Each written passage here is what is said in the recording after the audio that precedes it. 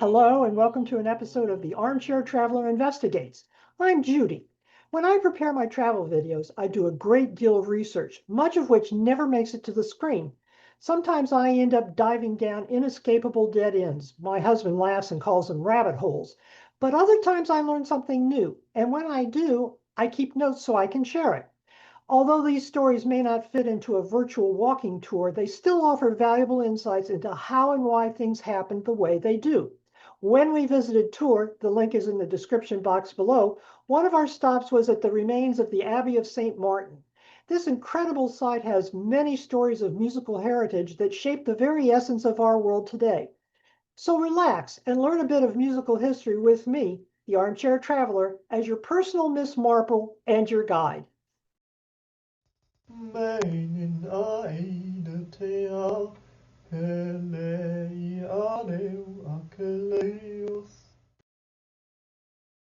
During our virtual walks in the Loire Valley, we've learned quite a bit about how the area evolved from a group of Roman camps through medieval fortresses, and we are now edging to the beginning of the Renaissance. Government, religion, architecture, even music. None of it changed from one style or type to another in one fell swoop. Each style evolved, with the older styles sometimes fiercely defended and the newer often derided, until the new became accepted. Evolution and change occurred in fits and starts. I briefly mentioned the significance of music during our virtual visit to Tours.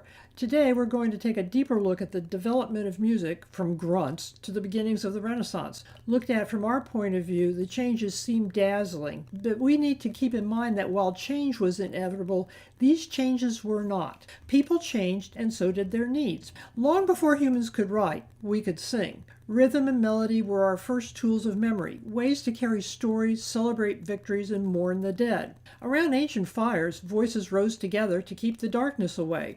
In ancient Greece, before ink and parchment, poets like Homer sang the Iliad and the Odyssey to the thrum of a lyre. Songs made stories unforgettable. A living library passed from mouth to mouth and generation to generation. Music in those days wasn't entertainment. It was about survival and a way to remember who we were and how we got to where we are. When Christianity began spreading across Europe, most believers could not read. The scriptures lived in Latin, the language of scholars and priests. Most ordinary people couldn't speak or read it either. So the church turned to two languages that everyone could understand, images and song. Stained glass told the stories in color and light, and music carried them in sound. St. Augustine wrote that to sing is to pray twice. Inside cathedral walls, voices met stone and became something larger, a prayer that could be felt, even by those who didn't understand a word of Latin. The earliest form of Christian music was called the chant. The voices were in unison. There were no instruments and no harmony. The most famous, the Gregorian chant, developed under Pope Gregory the Great. Monks memorized hundreds of melodies for each hour of prayer, matins, vespers, and compline. In Tours, the Abbey of St. Martin became a beacon for this sacred music. There, scribes began marking the first musical symbols, tiny dots called neumes, the ancestors of modern notes. These chants were devotion, not performance, and sung to God, not to applause.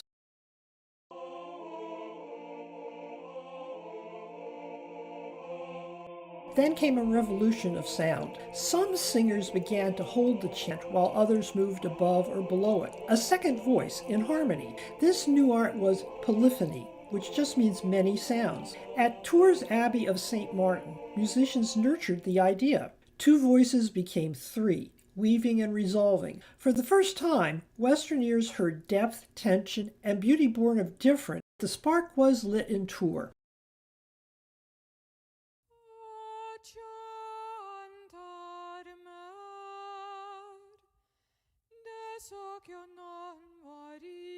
Long before the Renaissance, Europe was already singing. By the 12th century, troubadours from Aquitaine traveled from castle to castle, performing songs of love, chivalry, and human emotion. Their melodies were still monophonic, just with single line, but the content was very different, full of elegance and wit. Eleanor of Aquitaine then the powerful Queen of France, loved this music and invited Aquitanian troubadours to her court in Paris, making her palace a center for artistic exchange. The troubadours weren't universally loved. The church viewed their songs with suspicion. Love, longing, and passion didn't always fit their Christian ideals, yet the royal courts generally adored them. Nobles admired their elegance, while ordinary people hummed their tunes at festivals and fairs. In a way, these songs helped Europe find a voice outside the church, celebrating the human heart.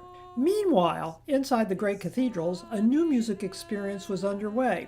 Composers like Leonin and Perrotin at Notre Dame in Paris began layering melodies over the ancient chants, creating polyphony, multiple independent voices singing together.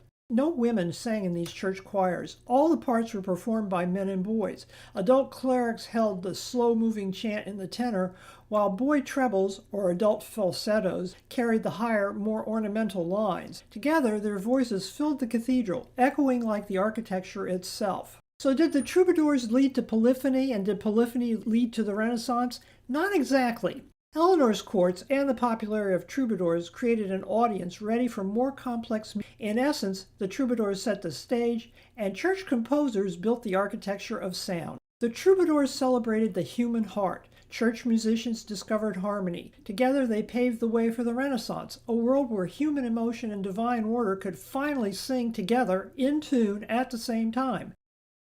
Why do we sing? Because it's something we've always done. From the heartbeat of the first drum to the soaring vocals of a cathedral choir, music embodies humanity's journey. Rhythm is survival, harmony is connection, dissonance is protest, and melody is hope. Tour was one of the epicenters of this evolution, where faith intertwines with artistic expression and voices united in beautiful harmony. Thank you for joining me on this episode of the Armchair Traveler Investigates. If you found this journey entertaining, hit that subscribe button, give me a thumbs up, and share it with your friends. Your click will help me bring this content to more people. Come back next time for another adventure with me, Judy, the Armchair Traveler, as your guide.